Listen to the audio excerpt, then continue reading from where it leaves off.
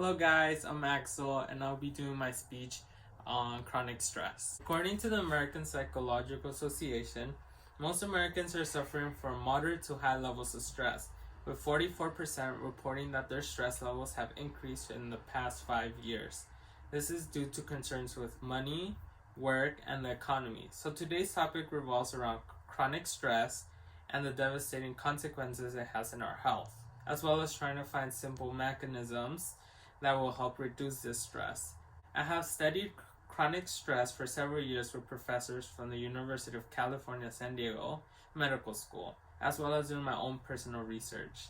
So today, I'll be covering 3 main points. First, we'll be talking about what stress is and our body's response. Second, the devastating health effects of prolonged exposure to chronic stress. And third, solutions and techniques for stress reduction. According to Stanford University neurobiologist Robert Spolowski, the purpose of stress is to enable us to quickly react to threats and avoid danger. Stress can be explained in 3 different stages. Stage 1, alarm, which is the initial drop of resistance to stress. The alarm reaction stage refers to the initial symptoms the body experiences when it undergoes stress, so causing the heart rate to increase and your adrenal glands to produce cortisol. Stage number 2 is resistance. We still have average resistance to stress. In this stage, after the initial shock of a stressful event, the body begins to repair itself, releasing less cortisol, which decreases the heart rate and the blood pressure, bringing it back to normal.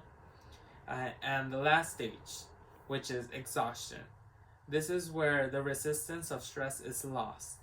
This final stage is the result of prolonged and chronic stress exposure to it, draining your physical, emotional, and mental resources to the point you no longer have any resource to fight or combat stress.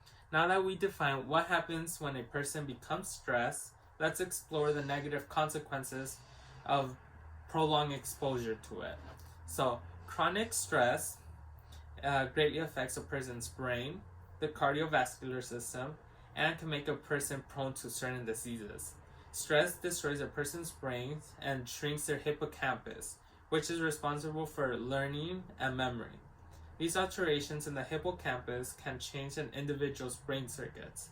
So according to researcher Bruce McEwen, he states, chronic stress induces loss of spine, the shrinkage of dendrites, loss of gray matter, shrinkage of the right hippocampus as well. So stress not only affects the brain, but our cardiovascular system as well, because it has the ability to change the way we deposit fat into our body.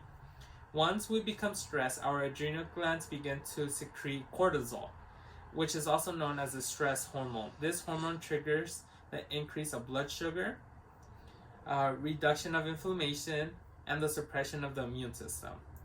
Small cortisol levels in response to stressors are standard. On the other hand, chronically high levels have adverse effects. So lastly, we're going to explore stress reduction techniques and coping mechanism.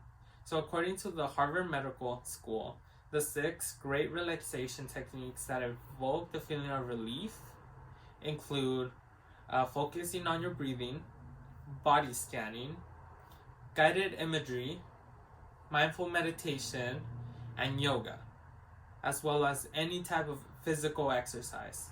In the time of heightened stress and emotions, we must learn to take the moment and breathe and collect ourselves. This is important because it will allow us to think clearly and make rational decisions. In conclusion, we discuss what stress is and our body's response. Second, the negative health effects of prolonged exposure to stress. And third, some stress reduction techniques. So now I'm going to end this with a quote from John Newton. We can easily imagine if we will only take each day the burden appointed to it, but the load will be too heavy for us if we carry yesterday's burden over again today, and then add the burden of tomorrow before we are required to bear it. Thank you.